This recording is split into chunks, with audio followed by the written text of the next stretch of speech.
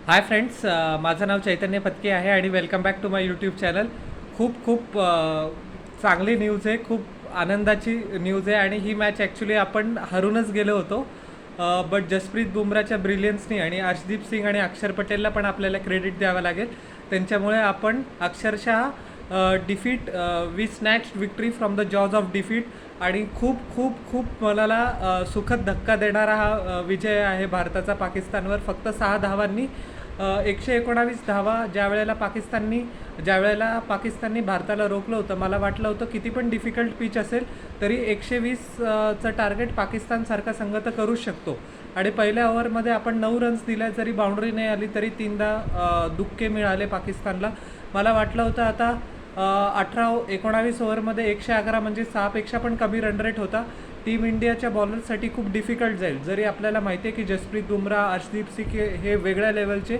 जसप्रीत बुमराहने तर दाखवून दिलं की का तो best white ball bowler in the world आहे. आणि मी तर म्हणेल with all due respect to legends, Zaheer Khan झालं, कपिल देव झालं, जवागल श्रीनाथ झालं, इंडियाचा best white ball bowler Jasprit Bumrah आहे. आणि त्यांनी परत एकदा दाखवून दिलं की का जगातले सगळे कॉमेंटेटर्स, जगातले सगळे क्रिकेट फॅन्स त्याला खूप हाय पेडस्टलवर ठेवतात. त्याला मॅन ऑफ द मॅच पण गौरवण्यात आलं, कारण त्यांनी 3 विकेट्स घेतल्या 4 ओव्हरमध्ये. आणि मोहम्मद रिजवानची विकेट ज्यांनी 15 ओव्हरच्या पहिल्या चेंडूला घेतली, ती टर्निंग पॉईंट ठरली मॅचची. पाकिस्तानला 6 ओव्हरमध्ये फक्त 40 धावा लागत होत्या आणि मोहम्मद रिजवाननी ठीक आहे शॉट चांगला नाही खेळला, पण जसप्रीत बुमराहला तुम्हाला क्रेडिट द्यावं लागेल.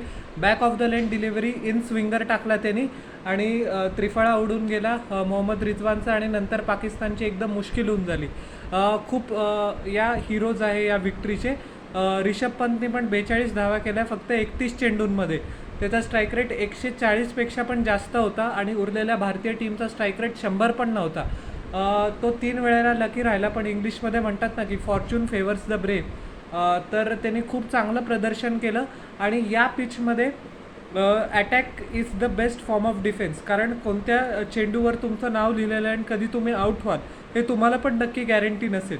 रिषभ पंतनी खूप चांगला काउंटर अटॅक केला मोहम्मद आमिर विरुद्ध. आणि खूप काय म्हणतात त्याला की जरी स्ट्रिकी होते, एज लागले, थर्डमॅनकडे बाउंड्रीज गेले, रन तर आले. या विकेटवर एक एक रन सोन्यासारखा होता आणि रिषभ पंतनी दाखवून दिलं की का तो एक्स फॅक्टर आहे. अक्षर पटेलला पण तुम्हाला विसरून चालणार नाही. त्यांनी थर्ड लास्ट का fourth last over actually Imad वसीमला टाकली आणि खूप चांगल्या पद्धतीने त्याची लेंथ आणि बाउन्स चांगल्या पद्धतीने इमाद वसीमला त्यांनी त्याच्या जालमध्ये फसवलं. 4 वेळेला असं झालं की Imad Wasim actually ball cut करायला गेला, पण त्याला तो कटच करता आला नाही, कारण बाउन्सचं त्याला बिलकुल कल्पना आली नाही. सो अक्षर पटेलनी विकेट नाही घेतली, पण त्याचे डॉट बॉल खूप प्रेशियस होते. आता अर्शदीप सिंगला पण मानावं लागेल. 18 रन ॲक्च्युली खूप होते, पण इफ्तिकारसारखा स्ट्राईक रेट होता की आता हे इफ्तिकारला पण माहिती नसतं मधला की तो कधी चांगल्या फॉर्ममध्ये कधी खराब फॉर्ममध्ये. यॉर्कर्स चांगल्या पद्धतीने एक्झिक्यूट केले, फुलर लेन डिलिव्हरीज टाकल्या आणि भारताला विजयश्री त्यांनी खेचून आणली. 6 धावांनी आपण ही मॅच जिंकलो. अजून एक हिरो या विक्ट्रीचा माझ्या मते आहे हार्दिक पांड्या, ज्यांनी क्रुशली 2 विकेट्स घेतल्या, back of the length delivery टाकली. आणि जरी त्याचं IPL चांगलं नव्हतं, थोडी पर्सनल लाईफमध्ये पण त्याची कॉन्ट्रोवर्सी होती, पण ती आता थँकफुली सॉर्ट आऊट होऊन गेली. इंडियासाठी खेळताना आणि पाकिस्तान विरुद्ध हार्दिक पांड्या नेहमी टर्नअप करतो. So that is the Hardik Pandya we want. त्यांनी पण back of the length delivery टाकली. लवकरात लवकर जसप्रीत बुमराहसारखं त्यांनी समजून घेतलं की आपल्याला व्हेरिएशन्स, स्लोअर बॉल, कटर किंवा बाउन्सर असेच आपल्याला या पिचवर करावे लागणार आहे, जेणेकरून पाकिस्तान अजून दलदलमध्ये धसत गेलं. आणि पाकिस्तानला इंग्लिशमध्ये म्हणतात की कॉर्नर टायगर्स. ज्या वेळेला पाकिस्तानला तुम्ही एका कोपऱ्यामध्ये ढकलून द्याल त्यावेळेला तुम्हाला बेस्ट पाकिस्तान बघायला मिळेल. बट अनफॉर्च्युनेटली हे फक्त प्रिव्हियस जनरेशनच्या पाकिस्तान टीमबद्दल तुम्ही म्हणू शकाल. आत्ता तर ते अजून भितरून जातात, अजून घाबरून जातात आणि त्यांना बिलकुल प्रेशर घेता येत नाही. बॉलिंग पाकिस्ताननी उत्कृष्ट केली होती. नसीम शाहनी 3 विकेट्स घेतल्या, हारिस रौफनी पण विकेट्स घेतल्या, मोहम्मद आमिरनी 2 बळी घेतले. जरी तो मिडल ओव्हर्समध्ये आला त्यांनी त्याचं काम चांगल्या पद्धतीने केलं. सो ओव्हरऑल बॉलिंग पाकिस्तानची खूप चांगली होती. बट काय म्हणणार, 120 पण आता पाकिस्तानला करता येत नाही आहे, तर मग त्यांच्या क्रिकेट आणि त्यांच्या बॅटिंगवर खूप मोठं प्रश्नचिन्ह उभं राहतं आहे. आणि काय म्हणतात त्याला की आता समजा जर आयर्लंडनी अमेरिकेला हरवलं तर Pakistan is out of the world cup. आणि समजा जर आयर्लंडनी आयर्लंडनी USA ला हरवलं, तर पाकिस्तानला उरलेल्या 2 मॅचेस कॅनडा विरुद्ध एक मॅच आहे आणि एक मॅच त्यांची आयर्लंड विरुद्ध आहे. त्या खूप मोठ्या फरकाने जिंकाव्या लागतील. सो इफ्स अँड बट्सचा प्रश्न आहे. पहिली गोष्ट तर इफ्स अँड बट्सवर तुम्ही येत आहे, सो तुम्ही you don't deserve to go to super 8. So congratulations to team India. आपण खूप चांगलं डिटर्मिनेशन दाखवलं आणि खूप चांगलं मेटल आपण दाखवलं आणि हा विजय प्रत्येक भारतीयासाठी अनएक्सपेक्टेड होता.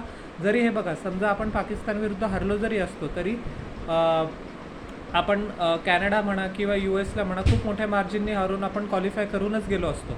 बट मग कसं पाकिस्तानची लेवल आपल्यापेक्षा खूप लो आहे, सो त्यांना तर तेच म्हणायला परवडलं असतं की आपण भारताला हरवलं, त्यांच्यासाठी तोच वर्ल्ड कप आहे. आता आपल्यासाठी पण काही दृष्ट्या हे खरी आहे, पण आपण कायम वर्ल्ड कप ट्रॉफी किंवा जी पण आपण ट्रॉफीमध्ये खेळतो आहे ती जिंकायचा प्रयत्न करतो. सो जसं मी म्हणेल की खूप खूप कॉंग्रॅच्युलेशन सगळ्या इंडियन फॅन्सला आणि आपण भेटूया नेक्स्ट व्हिडिओमध्ये. मी इंग्लिशमध्ये पण याचा व्हिडिओ करेल उद्या. ॲक्च्युली माझं जरा कंपनीचं काम आहे म्हणून जास्त वेळ मी नाही देऊ शकत आहे अनफॉर्च्युनेटली. तुम्ही पण प्लीज कॉपरेट करा. पण इन द मीन टाईम तुम्ही माझ्या चॅनलला लाईक, शेअर आणि सबस्क्राईब करा आणि बेल आयकॉन प्रेस करा पुढच्या नोटिफिकेशनसाठी. भेटूया याच मॅचच्या इंग्लिश व्हिडिओमध्ये. तोपर्यंत बाय, टेक केअर एव्हरीवन.